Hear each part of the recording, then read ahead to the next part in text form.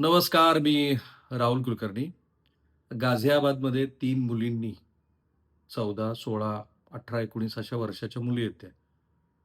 ह्या अल्पवयीन 3 मुलींनी जी आत्महत्या केली, त्याचे प्रत्येक अपडेट्स मला असं वाटतं, की महाराष्ट्रातल्या प्रेक्षकांनी, पालकांनी, जगभरातल्या मराठी भाषिक मंडळींनी समजून घ्यायला हवेत. मी तर म्हणेन, की सबटायटलमध्ये सुद्धा हे समजून घ्यायला हवेत. कारण मी ते प्रकरण मुळापासून पुन्हा समजून घेतोय, त्यातले अपडेट्स बघतोय आणि जसे-जसे ते अपडेट्स मी पाहतोय, तेव्हा एका गोष्टीपर्यंत मी येऊन ठेपलो होतो, की मुलांचा व्हिडिओ गेम किंवा तत्सम कुठल्याही कारणामुळं जो स्क्रीन टाईम हवा, तो किती तासाचा हवा? त्याचं उत्तर पण आहे. आणि तो किती तासाचा स्क्रीन टाईम हा किती प्रकारची नैराश्याची भावना मुलामध्ये जागृत करू शकतो? एक मूव्हमेंट सुरू आहे जगभरामध्ये. ऑस्ट्रेलियामध्ये आधी त्याची सुरुवात झाली. खरं तर ती चीनमध्ये झाली. चीनमध्ये शक्य आहे कारण ती कम्युनिस्ट राजवट आहे. की त्यांनी मुलांच्या मोबाईल वापरावरती बंदी आणायचं ठरवलं. केवळ शुक्रवारी 1 तासासाठी तुम्ही ती अ, मोबाईल ही वस्तू हातात घेऊन त्याचा वापर करू शकता. ऑस्ट्रेलियामध्ये पण चर्चा सुरू झाली. यूकेमध्ये पण चर्चा सुरू झाली.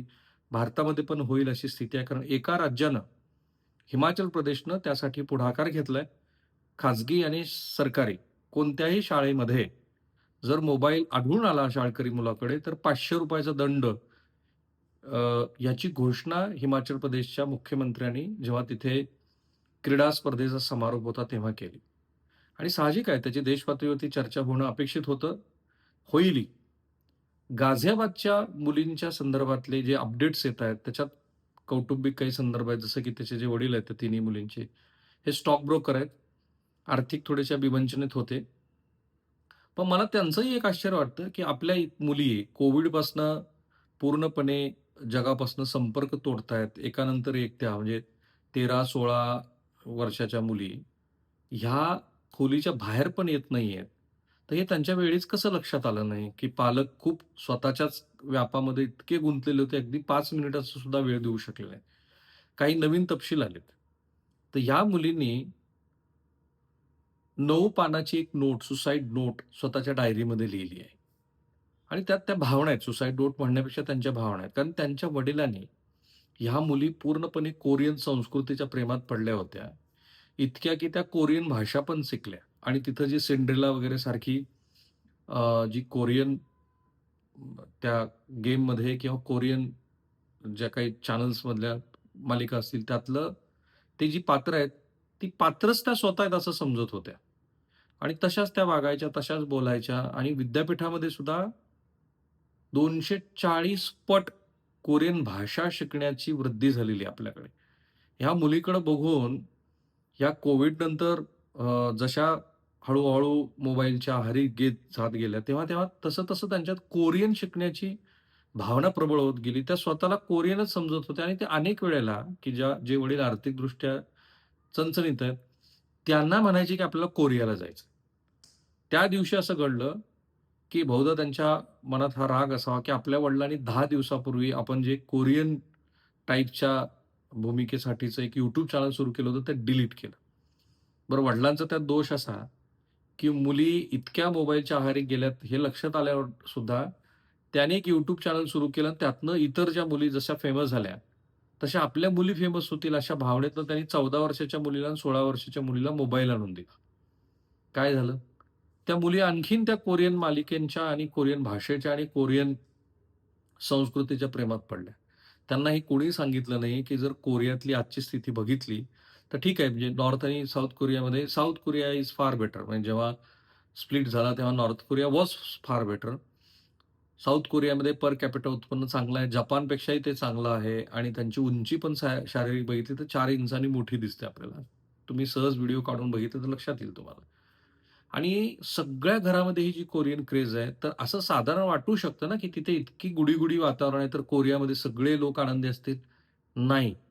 43% लोक कोरियातले दुःखी आहेत. मग ह्या मुलींना कोण सांगणार? सो जेव्हा वडिलांनी ते कोरियन काय इन्फ्लुएन्सर सारखं जे त्यांचं YouTube चॅनल होतं ते डिलीट केलं. त्यानंतर ह्या मुली कमालीच्या दुःखी होत्या आणि त्यांनी ते लिहिलंय त्या 9 पानामध्ये, की आमचे वडील असं कसं काय करू शकतात? आणि आधीच जो संवाद तुटला होता, तो संवाद आणखी तेव्हा तुटला, जेव्हा वडिलांनी हे लक्षात घेतलं, की मुलींच्या हातातले जे 2 मोबाईल आहेत, तेच त्यांचे शत्रू झालेत. मग त्यांनी मुलींचे ते मोबाईल विकले. कुणी त्याला त्यांच्या आर्थिक चणचणीशी जोडतंय. आणि त्याच्यानंतर ह्या मुलींचं फ्रस्ट्रेशन वाढलं. ज्या दिवशी त्याने आत्महत्या केली, तेव्हा त्या मुली कारण वडिलांनी त्यांना विचारलं संध्याकाळच्या वेळेला, की "तुमचं जेवण झालंय का?" तेव्हा त्या मुली म्हणाल्या, "हो, झालंय." मग त्या देवघरामध्ये गेल्या. देवघरात जात असताना त्यांनी आपल्या आईच्या फोनला ताब्यात घेतलं. पहाटे 2 वाजेपर्यंत त्या मुली त्या कोरियन संस्कृतीतल्या काय ज्या असतील त्या गोष्टी पाहत होत्या. पुन्हा त्यांनी त्यांच्या खोलीतल्या वॉलवरती लिहिलं, की "हाऊ आय एम अलोन" आणि असं म्हणत त्या तिघींनीही एका पाठोपाठ एक 9व्या माळ्यावरून उडी मारून आत्महत्या केली. ह्यात खूप सारे अपडेट्स येतात आणि पालकाच्या दृष्टीनं हे समजून घेणं गरजेचं आहे. म्हणून मी ते अपडेट समजून घेतोय. आता या गाझियाबादच्या आत्महत्येच्या केसनंतर एक चर्चा अशी सुरू झाली जगभरामध्ये, की ही मुलं भावनिकदृष्ट्या एवढी कमजोर का झालीत? किंवा त्यांचा स्क्रीन टाईम का असावा? भारतामध्ये 61% मुलं 2 वर्षाचे होण्यापूर्वीच स्क्रीन पाहण्यास सुरुवात करतात. 61%. WHO नुसार 2 वर्षापर्यंतच्या मुलांना स्क्रीन अजिबात दाखवू नये. 2 ते 5 वर्षापर्यंतच्या मुलांचा स्क्रीन टाईम रोज 1 तास किंवा त्यापेक्षा कमी असणं चांगलं आहे. स्क्रीनचा जास्त संपर्क मुलांच्या विकासावर, मानसिक संतुलनावर आणि वर्तणुकीवर नकारात्मक परिणाम करतो. 50% पेक्षा जास्त किशोरवयीन मुलं रोज 4 तासापेक्षा जास्त वेळ स्क्रीनवर घालवतात. हा वेळ अभ्यासाव्यतिरिक्तचा आहे. यामुळे खेळ, अभ्यास आणि कुटुंबासोबत बोलण्याची वेळ कमी झाली आहे. 46% मुलं ही 4 तासापेक्षा अधिक स्क्रीन टाईम आहे त्यांचा. नियमित खेळत नाहीत. कमी स्क्रीन टाईम असलेल्यामध्ये हे प्रमाण 32% आहे. यामुळे लठ्ठपणा, थकवा आणि स्टॅमिना कमी होण्याच्या समस्या वाढतायत. 60% मुलं झोप पूर्ण न झाल्याची तक्रार करतात. झोपेच्या कमतरतेमुळं चिडचिडेपणा, राग आणि भावनिक नियंत्रण गमावून बसतायत. 4 तासापेक्षा जास्त स्क्रीन टाईम असलेल्या मुलामध्ये डिप्रेशन 25.9% कमी स्क्रीन टाईमवर ही लक्षणं 9.5% होती. जास्त स्क्रीन टाईम, जास्त उदासीनता. अमेरिकन सायकॉलॉजिस्ट असोसिएशननुसार गेमिंगमुळं भावनात्मक समस्या मोठ्या प्रमाणात वाढतायत. विशेषतः इंटरॅक्टिव्ह गेम्समध्ये भावनात्मक अवलंबित्व वाढत जातं. इंटरॅक्टिव्ह आहेत ते गेम. युनिसेफच्या मते जास्त स्क्रीन टाईम असलेल्या मुलात प्रत्यक्ष संवाद साधताना होणारी घबराट, मित्रापासूनचा दुरावा, कुटुंबातल्या संवादात घट स्पष्टपणे दिसते. स्क्रीनचा जास्त संपर्क सामाजिक शिक्षण रोखतो, आत्मनियंत्रण कमकुवत होतं, हा एक मानसिक धोका आहे. म्हणून मुलांचा स्क्रीन टाईम हा 4 तासापेक्षा जास्त नसावा, अशा पद्धतीची जगभरात आता चर्चा सुरू आहे. मी जे म्हणालो, की हा गाझियाबादच्या केसनं सगळ्या भारताला असं हलवून जागं केलं पाहिजे.